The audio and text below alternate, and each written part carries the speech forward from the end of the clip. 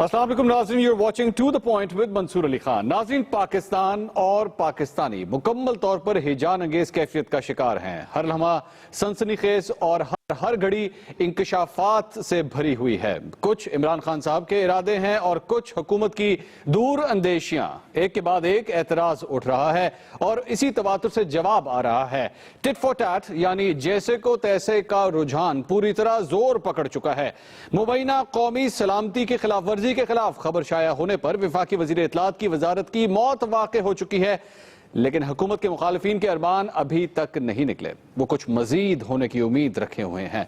हालात तेजी से इस तरफ जाते महसूस हो रहे हैं जहां जमहूरी अवल की सांसें उखड़ जाती हैं। शायद इसीलिए कुछ दिन पहले इमरान खान का कहना था कि हालात की अबतरी की वजह से अगर तीसरी कुव्वत आ गई तो जिम्मेदार नवाज शरीफ होंगे, जबकि वजीर आजम का कहना है कि उनके मुखालफों के चंद दिन बाकी हैं। गोया दोनों फरीक पूरी कुव्वत से अपनी अपनी सी कर रहे हैं।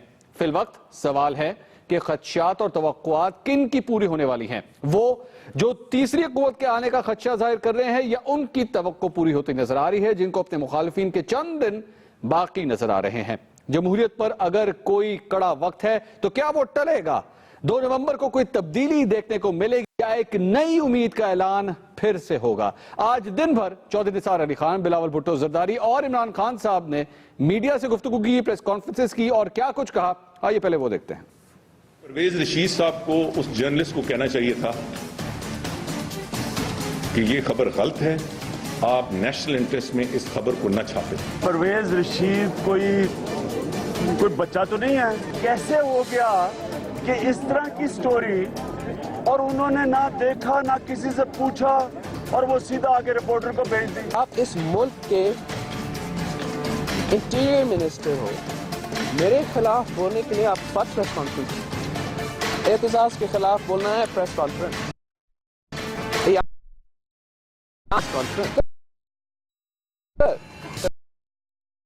करना है कि से पूछ जमहूरियत है।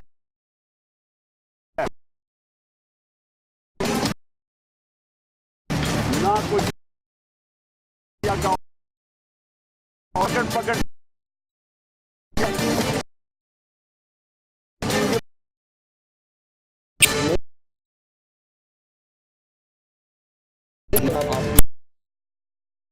अंपायर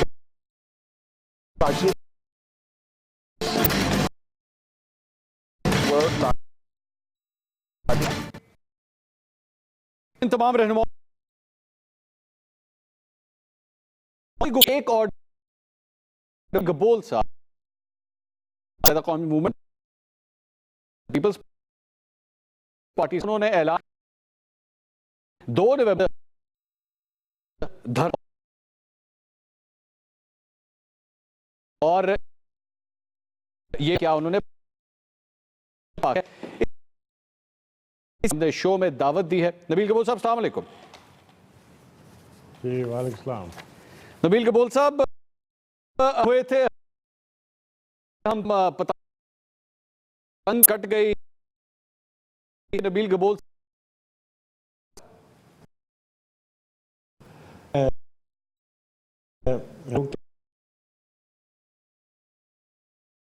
रूमर्स जो है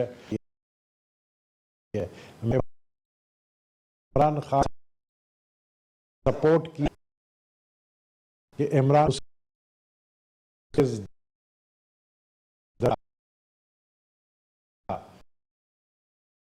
ने बात की शो में और मैं कर रहा है हर बैठ स्टैंड को मैं शख्स का अपने और अपना हुआ ना दे रहा है।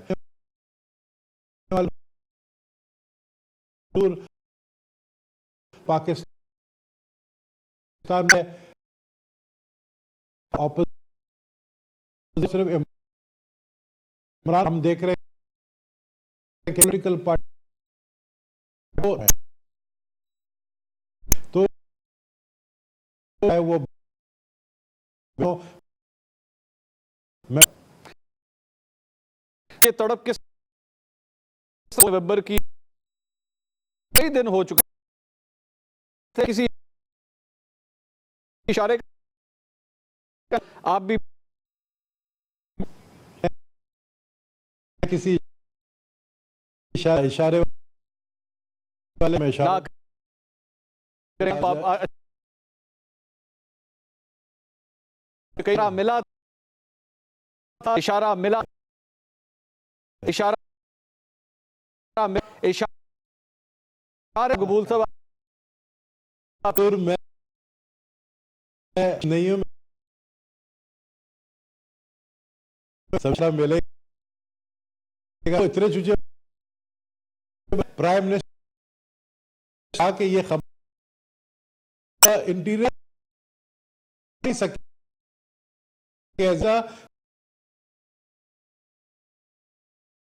कि आप खुद कर खुद तो बंदा बताइए ये जरा पहले हमें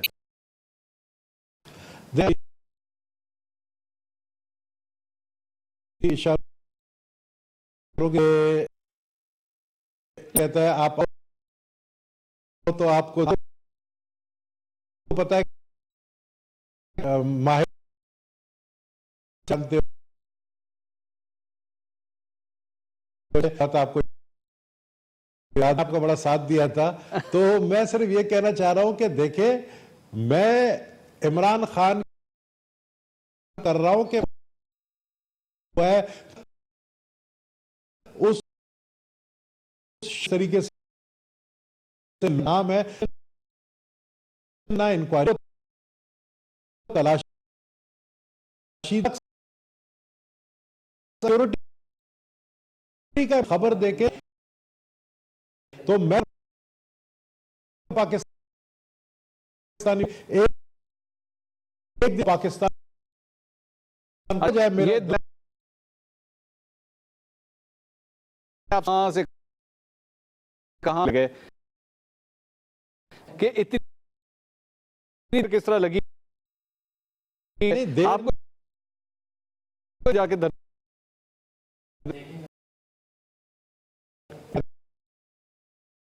अगर मैं ये बात ना क्लियर बताया कि मेरी कुरैश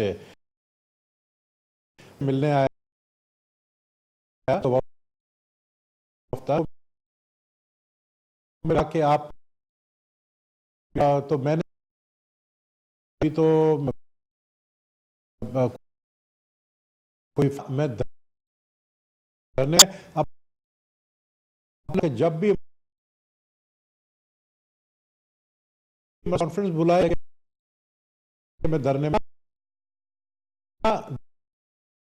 देखें आप इससे सेटअप बहुत कम हो चुके हैं कि मैंने पता क्यों नहीं हुआ आप सेटिस्फाइड, उसकी एक वजह माह पहले फिर मैं कराची आया था आपके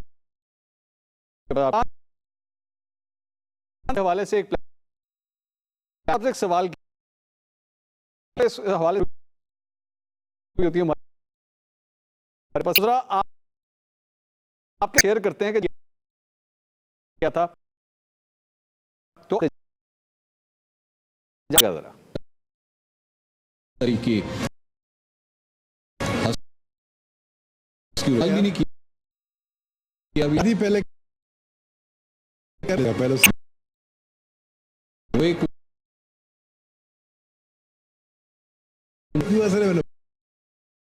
अच्छा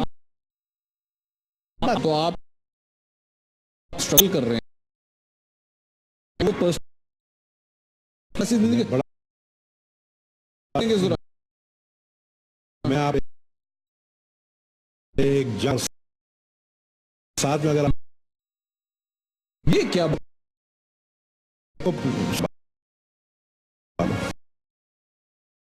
मर्द के पीछे बर्बाद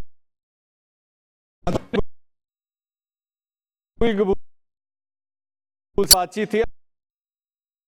खान साहब एहतजाज करने जा रहे हैं, यही प्लान था, बिल्कुल इसी तरह प्लान था कि हुकूमत के खिलाफ इस तरह एहतजाज करना है, तो आपने इस तरह हंस रहा था। मैं इस तरह के एकदम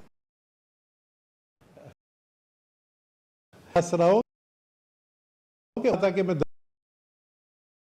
वो शादी उनकी हक है, मैं था अभी आप नहीं कहा था कि मैं अब जब मैं लोग क्या कहे कि सिर्फ बात बाहर सड़कों पे समझता हूं कि शौक नहीं है। पीटर अगर इमरान कॉस के लिए तो मेरा अच्छा, अब ये बचपन मेरी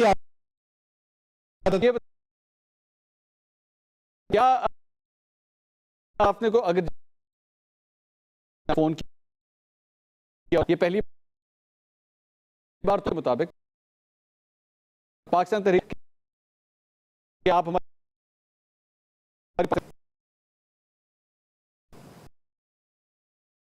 की के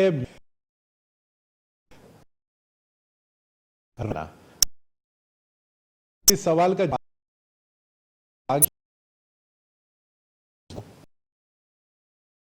अब मैं सवाल आपसे कर लें तो इस पार्टी से तो कि ये बुल साहब हो सकता चैप्टर इज ओवर। मैंने जब छोड़ अच्छा तो अभी तक तो मैं पीटीएम ठीक है, ठीक बुल साहब हमारे साथ उनके साथ करेक्ट आएगा, लेकिन जो आज एक शाफात की और इसके साथ धरने की बात पाएगा इजहार किया जो इस्तेमाल किया नहीं इस तबसरा और तज्ज़िया।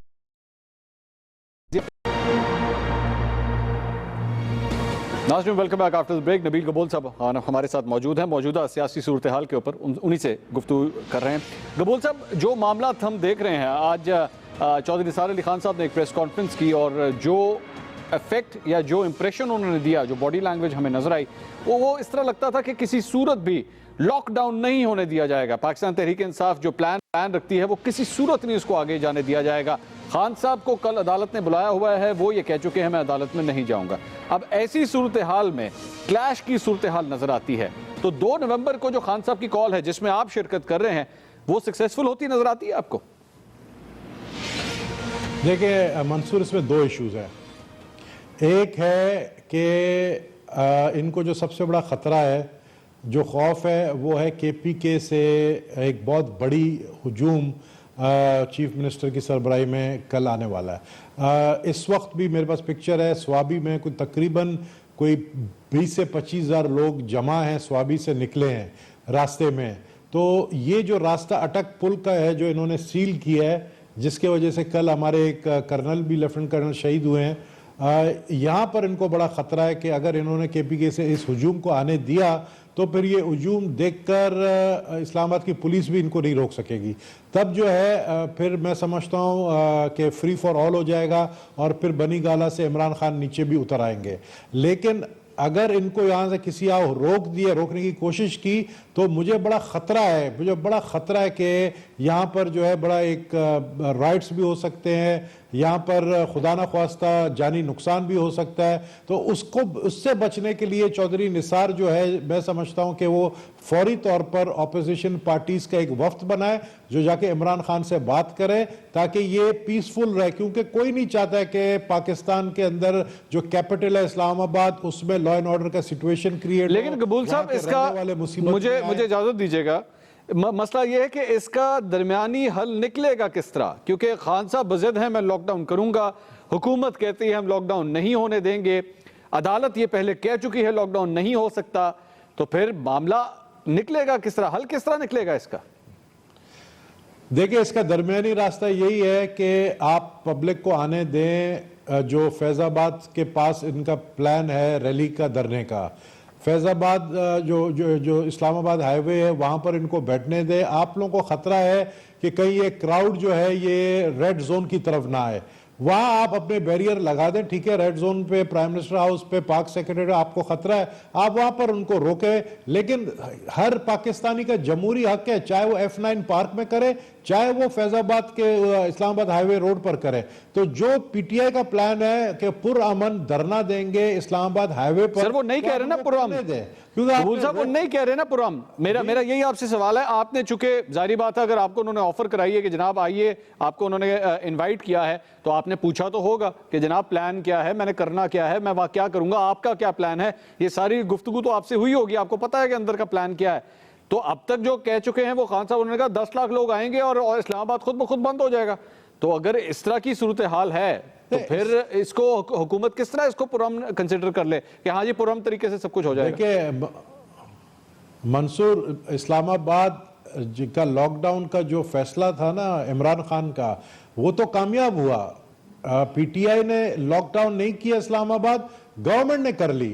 चारों तरफ कंटेनर्स खड़े हुए हैं। अभी से ही कोई 4 दिन पहले यानी 28 तारीख को इन्होंने इस्लामाबाद को पैक कर दिया, सील कर दिया। तो लॉकडाउन तो हो चुकी है, दफ्तरें जो है वो खाली पड़ी हुई हैं। आप देखना कल जो है दफ्तरों की कितनी अटेंडेंस होगी। मिनिस्टर्स मौजूद नहीं है, एमएनएज मौजूद नहीं है मुस्लिम लीग नून के जो आके आपके शो में बैठे। मैं आपको चैलेंज करता हूं, इस वक्त किसी भी मुस्लिम लीग नून के किसी लीडर को आप बुला लें, आपके पास कोई आने के लिए तैयार नहीं होगा, कोई मीडिया को फेस करने के लिए तैयार नहीं है। तो लॉकडाउन तो गवर्नमेंट ने खुद कर ली है।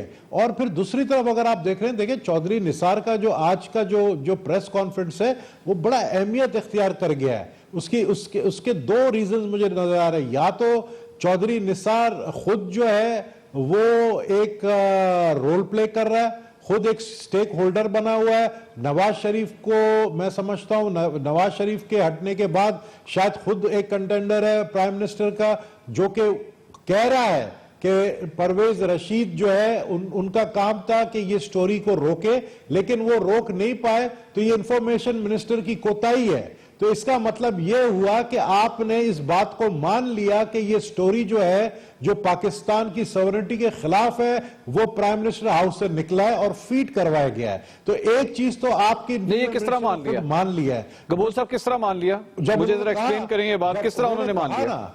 मैं आपको एक्सप्लेन करता हूं ना, उन्होंने कहा कि ये स्टोरी को रुकवा नहीं सके।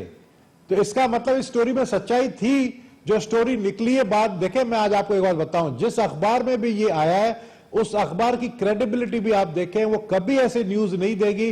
परवेज रशीद का मुझे एक मिनट मैं डिसएग्री करता हूं आपकी बात से। मुझे कबूल साहब इजाजत दीजिएगा, मुझे इजाजत दीजिएगा, मैं डिसएग्री करता हूं आपकी बात से। मैं आपके सामने सिनेरियो रखता हूं और उसके बाद मुझे समझाइएगा कि ये बात किस तरह है, ठीक है? मैं आपके सामने एक सिनेरियो रखता हूं। मैं मिसाल के तौर पे, आप परवेज रशीद हैं और मैं जर्नलिस्ट हूं, मैं आपके पास एक गलत खबर लेकर आता हूं। जैसा नहीं, मैं चूचा बच्चा नहीं हूं परवेज रशीद की तरह, खुदा के लिए कोई और नाम दे दो मुझे। अच्छा जनाब, आप इंफॉर्मेशन मिनिस्टर हैं, ठीक है? इस तरह कर लेते हैं, आप परवेज रशीद इंफॉर्मेशन मिनिस्टर हैं, ठीक है। मैं एक सहाफी हूं, मैं आपके पास आता हूं और मैं आपसे आके कहता हूं नबील कबूल साहब मेरे पास ये खबर है, मुझे जरा इसको या डिनाई कर दीजिए या इसको मान लीजिए कि हाँ जी इस तरह ही हुआ है। आप उसको डिनाई कर देते हैं, ठीक है, लेकिन आपको यह लगता है कि यह खबर नेशनल सिक्योरिटी को ब्रीच कर रही है। आप बतौर इंफॉर्मेशन मिनिस्टर, क्या आप मुझे एज अ सहाफी रोक सकते हैं? आप मुझे कह सकते हैं कि यह खबर मत छापो, या आप जबरदस्ती कर सकते हैं मेरे साथ? आप नहीं कर सकते। या आपके पास राइट ही नहीं है? देखिए आप बेशक इंफॉर्मेशन मिनिस्टर हो, आपके पास राइट नहीं है कि आप मेरी खबर को रोक सके। नहीं। वो खबर सही है या गलत? एक मिनट एक ठहरे, मुझे बात कंप्लीट करने दे, फिर आप जवाब दीजिए। आप बोले फिर मैं जवाब ठीक है। मैं ये कह रहा हूं कि वो खबर अगर गलत है, उसका ओनस मेरे पे आएगा, उसका इल्जाम मेरे पे आएगा, मुझे आप कोर्ट में लेके जाएंगे, हुकूमत मुझे कोर्ट में लेके जाएगी और जाके कहेगी कि जनाब हम तो कह रहे थे खबर गलत है, और वो तो हुकूमत कह भी चुकी है कि हाँ जी खबर गलत है, लेकिन फिर आप मुझे रगड़ेंगे, आप मुझे सुप्रीम कोर्ट में लेके जाएंगे, आप मेरे इदारे को सुप्रीम कोर्ट में लेके जाएंगे, लेकिन आप मिनिस्टर को किस तरह टांग सकते हैं इस बात के ऊपर? आप मिनिस्टर से किस तरह इस्तीफा ले सकते हैं कि जनाब आपने खबर नहीं रोकी? ये उसका काम है खबर रोकना? इंफॉर्मेशन मिनिस्टर का काम नहीं है खबर को रोकना। देखिए, अगर इंफॉर्मेशन मिनिस्टर फीड करवा सकते हैं खबर, तो वो खबर रुकवा भी सकता है। मैं आपको बताऊं ना, आप कहते हैं कि कैसे हुआ, ये जो खबर थी ये बनाई गई प्राइम मिनिस्टर हाउस में बैठ के, एक फैसला हुआ उस मीटिंग के बाद, और उस मीटिंग में 4 लोग बैठे हुए थे, उन्होंने ये फैसला किया, इंक्लूडिंग परवेज रशीद, राव तहसीन और 2 और नाम है जो मुझे अभी याद नहीं आ रहे। 4 लोगों ने बैठकर, और कहा जा रहा है कि जो एक नाम मोहिउद्दीन वानी का आ रहा है, एक नाम मोहिउद्दीन वानी का आ रहा है, जो कि वो डिनाई कर चुके हैं।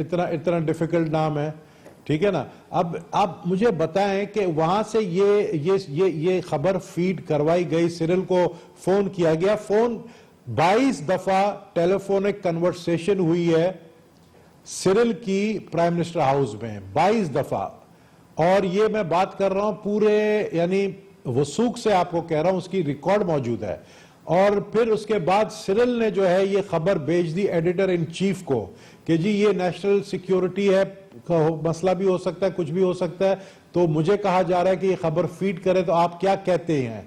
तो जो हमारी लेडी एडिटर इन चीफ है, उन्होंने प्राइम मिनिस्टर हाउस कॉल करके इंफॉर्मेशन मिनिस्टर परवेज रशीद से बात की और पूछा क्या ये खबर दुरुस्त है? तो उन्होंने कहा बिल्कुल दुरुस्त है, आप चला ले। तो मुझे बताएं कि जब एविडेंस है, सब प्रूव हो गया, इंक्वायरी मुकम्मल हो गई, इसकी यही वजह तो है कि परवेज इंक्वायरी मुकम्मल नहीं हुई कबूल साहब, अगर इंक्वायरी अभी मुकम्मल नहीं हुई, इंक्वायरी तो शुरू हुई है। मुकम्मल वो मुकम्मल हो गई, वो मुकम्मल हो गई शुरू। सर वो ISI, MI और IB की कमेटी तो अभी बनाई गई है। ओ मेरे भाई, यही परवेज रशीद सुल्तानी गवाह बन जाएगा, आप देख लेना, ये बता देगा कि किसने मुझे कहा था कि ये खबर फीड करवाओ, यही परवेज रशीद बता देगा। अच्छा देखें, पाकिस्तान की सॉवरेनिटी के ऊपर, पाकिस्तान के, देखें हमने ये जो खबर है इसको आप मामूली समझते हैं? इंडिया बार बार हम पे ये इल्जाम लगा रहा है कि हम टेररिस्ट पाल रहे हैं, इंडिया बार बार इल्जाम लगा रहा है कि हम यहां से टेररिस्ट भेजते हैं और इंडिया पर अटैक करते हैं, हम कश्मीर में जो है हमारे कैंप है टेररिज्म के, और हम कहते हैं कि हम पे इल्जामात है, हम यूनाइटेड नेशन में स्पीच करते हैं, और उसके बाद जब हमारी अपनी मीडिया खुद ये प्रूफ कर दे कि हाँ वाकई हमारे पास ये इस जगहों पर कैंप्स है, इस जगहों पर जो है हमारे इदारे जो है उनको सपोर्ट कर रहे हैं इन टेररिस्ट कैंप को, तो हम किसको नुकसान पहुंचा रहे हैं? हम अपने इदारे, अपने किसी जनरल को या किसी इदारे को नुकसान नहीं पहुंचा रहे, हम पाकिस्तान को नुकसान पहुंचा रहे हैं। यार पाकिस्तान की बदनामी हुई है, पाकिस्तान की पूरी दुनिया में जो है किस तरीके से बदनामी हुई है ये आपको भी पता होगा और दुनिया को पता होगा कि हर जगह पाकिस्तान को एक टेररिस्ट मुल्क करार देने की कोशिश की गई है। यूनाइटेड नेशन में ये कल को अगर मीटिंग होती है तो ये जिक्र आएगा। तो मैं ये समझता हूं कि पाकिस्तान की सिक्योरिटी के ऊपर जो है, नेशनल सिक्योरिटी के ऊपर, इसमें कोई समझौता नहीं होगा। ये पनामा लीक से बड़ा केस है। ये आपने इंपॉर्टेंट बात की, आपने फरमाया ये पनामा लीक से, आपने फरमाया ये पनामा लीक से ये बड़ा केस है। मैं इसी हवाले से, मुझे एक ब्रेक के बाद जरा डिस्कस करेंगे कि हुकूमत के खिलाफ जो एहतजाज होने जा रहा था वो तो पनामा लीक से कंसर्निंग था, वो तो पनामा लीक्स के हवाले से कहा जा रहा था करप्शन है, करप्शन का पैसा बाहर गया हुआ है, जिस हवाले से वजीर आज़म के खिलाफ ये एहतजाज हो। लेकिन क्या ये जो खबर सामने आई है, क्या इसकी वजह से हुकूमत पर प्रेशर डबल हो चुका है, या परवेज रशीद साहब के इस्तीफे के बाद अब मामला ठंडा हो जाएगा हुकूमत के लिए? नबील कबूल साहब का तबसरा और तज्जिया एक ब्रेक के बाद शामिल करेंगे, हमारे साथ रहिएगा। एक नबील मौजूद हैं, उन्होंने कहा मुझे उस लॉ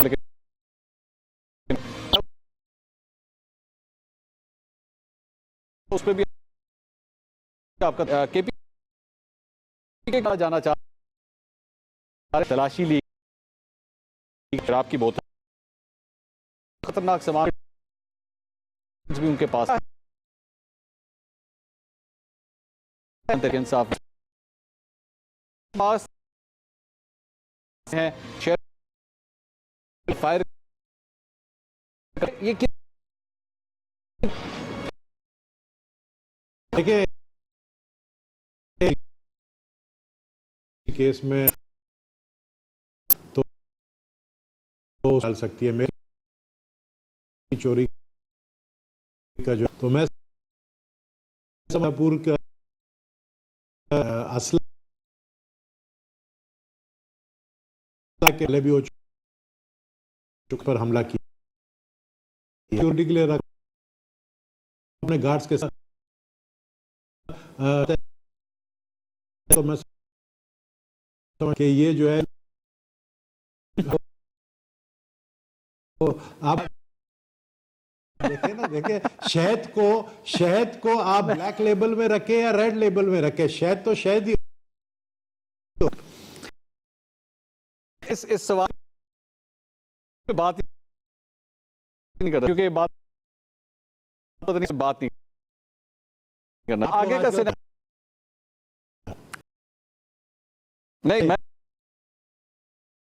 गोइयां सिनेरियो बहुत बढ़ जाता है जरा शो कर वजीर आजम करते हैं आप जगहों से तो एक और आ गया आप लोग समझते हैं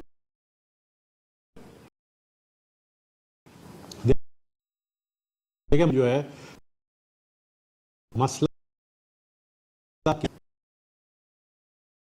जो ऑफशोर पैसा जवाब दे कि साथ जो है कोई क्लियर नहीं यहां पर किसी और को फूल साहब मैं के सामने मैं कहते आप पाकिस्तान तो आप लोग ये कह दो देते हैं का कोई बन जाता है आप लोग कॉन्सेप्ट खत्म हो गई उससे क्या फर्क पड़ा वो बन सीनियर वजीर आपके ख्याल साहब के हवाले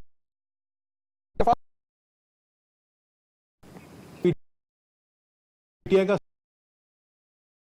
जी जी आप स्टेप डाउन होता है अपने आप है तो बात पूरी हो जाएगी में क्लियर हो जाए एहतसाब कबूल साहब सुनो मेरी बात ये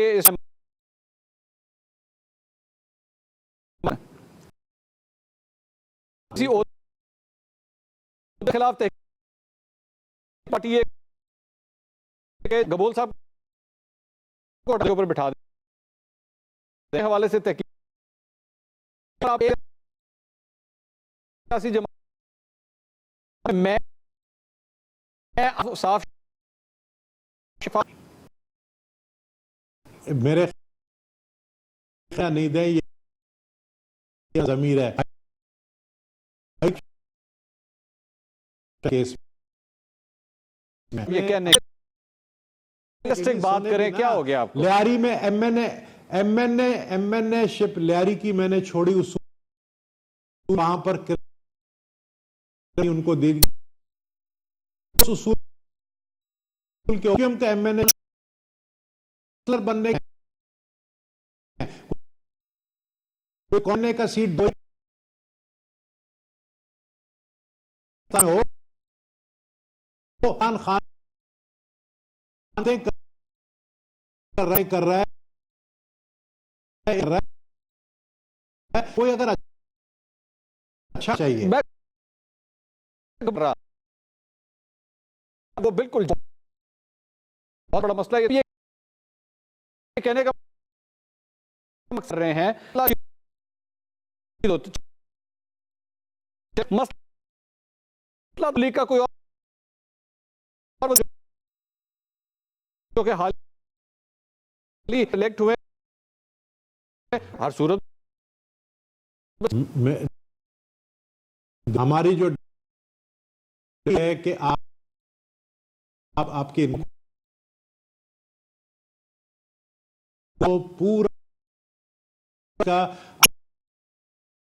है करप्शन की आप मैं बात एक शख्स उसने तो एसिड के साथ दूसरे अब ना पार्टी में है सिर्फ नहीं होता है। ठीक है, और नूर अगर तब्दील होती लेकिन ये है कि बड़ी लेकिन मौत की अपनी इसकी 27 दिसंबर नहीं किया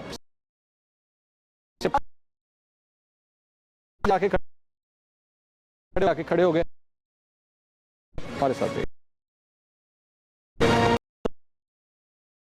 तो हमारा आज 2 नवंबर की शिरकत करेंगे, ऐलान किया हम कर रहे हैं पीपल्स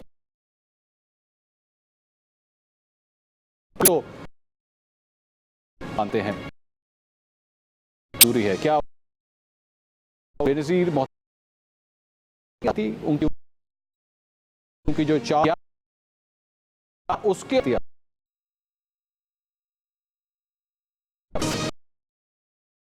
जो मेरी मोहसिन है, मेरी रूहानी लीडर हैं, आज भी चारों तरफ अगर आपका कैमरा घुमा सके तो शहीद बेनज़ीर भुट्टो मूव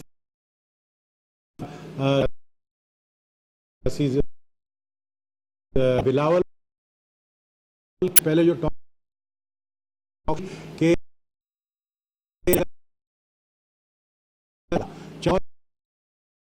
में ये भी ने जो ये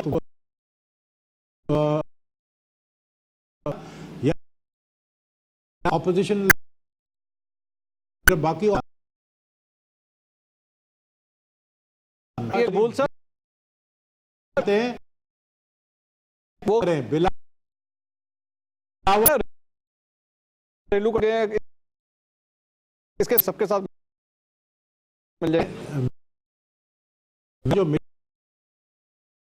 है कि इस मुल्क के और ईरानी है जिस नेशनल सिक्योरिटी है एहतसाब आप क्या नाम है जो कि साथ निकले